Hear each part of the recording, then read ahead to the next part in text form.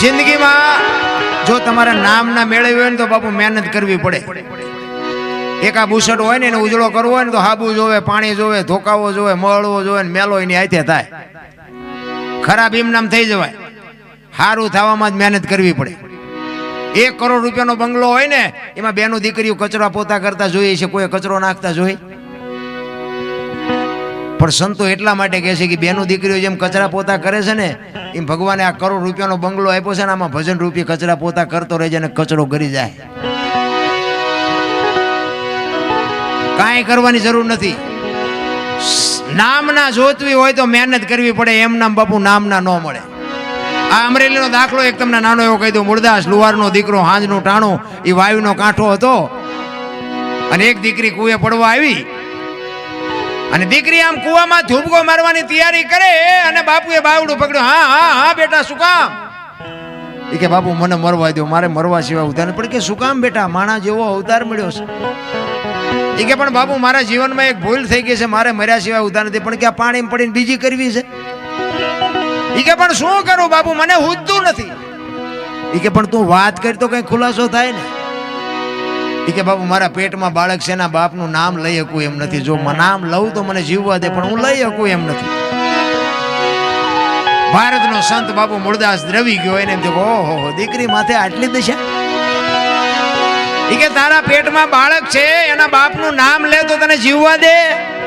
કે બાપુ તો જીવવા દે, પણ હું લઈ શકું એમ નથી. અને તેથી આ ભારતનો સંત મૂળદાસ એમ કહેતો હોય કે બેટા તું તારું બાળક જો બચી જતા હોય તો અમરેલીની બજારમાં જઈને કાલ કહી દેજે કે મારા પેટમાં બાળક છે, એનો બાપ મૂળદાસ છે, કહી દેજે જાય. કે હવે આ આપણી તાકાત છે. આપણે લીધેલું કોકનું પાછું દઈ દઈએ તોય ઘણું છે. દીકરી કહે છે પણ બાપુ આમાં તમે જાણતા નથી.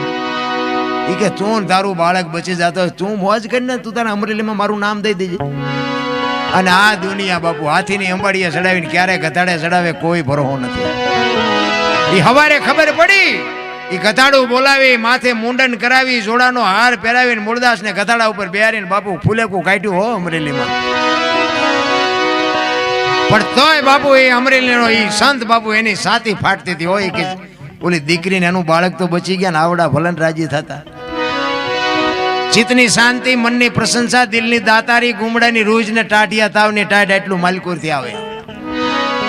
એક તમે એસટીમાં બેઠા હોય ને, એસટીમાં તમને જગ્યા મળી ગઈ હોય અને કોઈક બેન છોકરું તેડીને ચડે, કોઈ ઉંમરવાળા માજી ચડે, એને ઊભા થઈને તમે એને બેહવા દો ને, તમે ઊભા રહ્યો તો થાક ન લાગે. શું કામ? આ જગ્યા આપ્યાનો નશો તમને થાક ન લાગવા દે. ભલા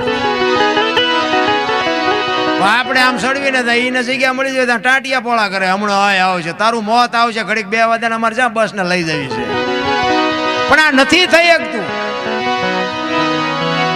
ઈ બાપુ હવારે ખબર પડી કે આ તો બાપુ બાપુ કરતા હતા, ઓલા મૂળદાસ ને બાપુ કહેતા હતા, એને તો આવું પાપ કર્યું, આને કાંઠો મારો. એ ઠેબી નદીના હામા કાંઠે બાપુ ઝૂંપડું વાળીને રામ મૂળદાસ બાપુ રહેવા જાય. એને વિચાર થયો કે હવે આ જગત મારું માને નહીં, મને કોઈ સમજી ન શકે. જામનગર દરબાર અમારા સ્ટેટ, એને કંઠી બંધાવેલી એને મૂળદાસભાઈ, અને એને એમ થયું કે ગમે એમ તો દરબાર છે, રાજા છે, એ મારી વાતને સમજી શકે. એ અમરેલીથી બાપુ અહીંયા જાય. પણ એના જ્યાં પહેલા બાપુ આ વાત જામનગર દરબારને ખબર પડી ને એટલે એને વગર વિચારે કંઠી તોડી નાખી. હવે મૂળદાસને ખબર નથી. એને એમ કે દરબાર પાસે જઈ અને મારી વાતને એ કઈ ખુલાસો કરી શકું. હવે અમરેલીથી જામનગર ગયા, દરબારગઢમાં જઈને કીધું કે મારે બાપુને મળવું છે. બા સાહેબે કીધું કે બાપુ ઘરે નથી, ક્યાંય ગયા? એ કે મોટા મંદિરે બધા સંતો આવ્યા છે, મોટા મોટા મહાપુરુષો આવ્યા છે, અહીંયા કંઠી બંધાવા ગયા. એ કંઠી બંધાવા ગયા ને બાપુ આપ ફાટ્યો હો માથે કરે, તારી ભલી થાય તારી, આને મારી કંઠી તોડી નાખી.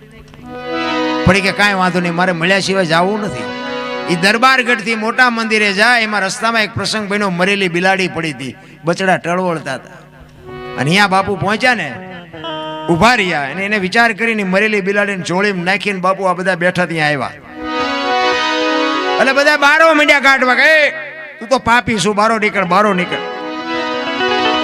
અંદર બધા સંતો બેઠા, તેને કીધું કે ભાઈ કોણ છે? કે ઓલો મૂળદાસ છે. કે આવવા દો, એને કઈ કામ હશે, આવવા દો. એ મૂળદાસ ત્યાં જાય અને પૂછે છે સંતો કે કા મૂળદાસ શું કામ આવ્યો, શું કામ છે? કે બાપુ મારે બીજું કાંઈ કામ નથી, હું તો અહીંથી નીકળ્યો હતો પણ મને એક રસ્તામાં એક આ મરેલી બિલાડી પડી હતી ને મેં એવું સાંભળ્યું તો કાંઈ બધા મોટા મોટા સંતો આવ્યા છે, બિલાડીને બેઠી કરે તો બચડા દૂધ ભેળા થાય, એ હાટું આવ્યો, બીજું કાંઈ છે નહીં. એમ કહીને બિલાડી બાપુ જોડીમાંથી બહાર કાઢીને મૂકી અને આખો ડાયરો મીડ્યો દાંત કાઢવા. એ કે મુરદાસ મરેલા કોઈ દી જીવતા ન થાય. એ કે બાપુ મરેલા જીવતા ન થાય તો આખી દુનિયા પાસે નકરી આરતી જ ઉતરાવી છે, પગે જ લગડાવા છે.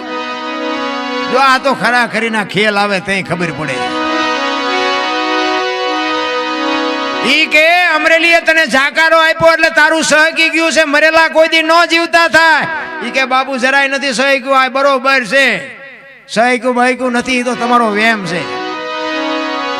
ઈ કે મરેલા જીવતા ન થાય, ઈ ન થાય એમ કીધું ને બાપુ પ્રકોટીનો મરોડ બદલાણો હોય. મૂળદાસ કે તમારથી ન થાય તો લાવો કમડળ મારી પાસે.